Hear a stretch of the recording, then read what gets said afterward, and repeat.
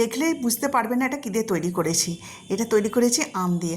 আম দিয়ে যে এত টেস্টি মিষ্টি তৈরি হয় তা দেখে নিই কীভাবে তৈরি হয়। আমাদেরই গাছের আম পাকা। এই যে 3টে আম নিয়ে নিয়েছি। আম্রপালি আম পেকে গেছে আমাদের, আগেই পেকে যায় আমাদের আমগুলো। আমের আটিগুলো বাদ দিয়ে সলিড পিসগুলো নিয়ে নিয়েছি। এইভাবে চামচের সাহায্যে শাঁসগুলো সব বার করে নিয়ে মিক্সিতে একটা পেস্ট তৈরি করে নেব। তৈরি হয়ে গেছে দেখুন লিকুইডটা। প্রথমে আমের লিকুইডটা দিয়ে দিলাম। এতে দিয়ে দিলাম হাফ কাপ সুজি, হাফ কাপ চিনি, হাফ কাপ দুধ। এবার ভালো করে মিলিয়ে নেব। মেলানোর পরে তবে গ্যাসটা অন করব, তারপরে খুন্তি দিয়ে নাড়তে থাকবো।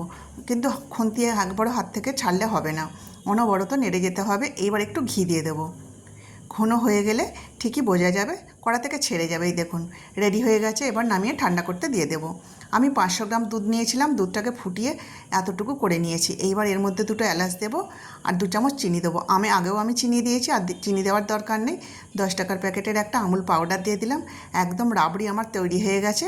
এদিকে আমের যে লেচিটা তৈরি করেছি সেটাও ঠান্ডা হয়ে গেছে। হাতে একটু ঘি নিয়ে নিলাম। যেমন নারকেল নাড়ু তৈরি হয় সেইভাবে আমি গোল গোল আকারে নারকেল নাড়ুর মতো লাড্ডু তৈরি করে নিলাম। প্লেটের মধ্যে রেখে দিলাম। সবগুলো রেডি হয়ে গেছে। এইবার পিঠে করি যে ঝাঁঝরি, তাতে এবার একটু 5 মিনিট খালি স্টিমে করে নেব। আগে থেকে জল বসিয়ে দিয়েছি, স্টিম হয়ে গেছে, ঠান্ডাও হয়ে গেছে, আর খুব সুন্দর নরমও হয়ে গেছে। এইবার একটা প্লেটে খুব সুন্দর করে সাজিয়ে নিলাম। যে দুধটা আমি রাবড়ি তৈরি করেছিলাম এর মধ্যে দিয়ে দেবো। দেখুন কতটা সুন্দর লাগছে, মনে হচ্ছে যেন দোকান থেকে কিনে আনা হয়েছে। কেমন লাগলো অবশ্যই কমেন্ট করে জানাবেন। এরকম সুন্দর সুন্দর ভিডিও দেখার জন্য আমার চ্যানেলটিকে সাবস্ক্রাইব করে আমার পাশে থাকবেন। ওপর থেকে ড্রাই ফ্রুট দিয়ে দিয়েছি। এইবার ফ্রিজে রেখে ঠান্ডা করে খাওয়া হবে। সঙ্গে সঙ্গে খেলে কিন্তু টেস্টটা অত বোঝা যাবে না, ঠান্ডা করে অবশ্যই খেতে হবে। আর আপনারা চাইলে এরকম কিন্তু আম থাকতে থাকতে এরকম রেসিপি তৈরি করে ফেলুন।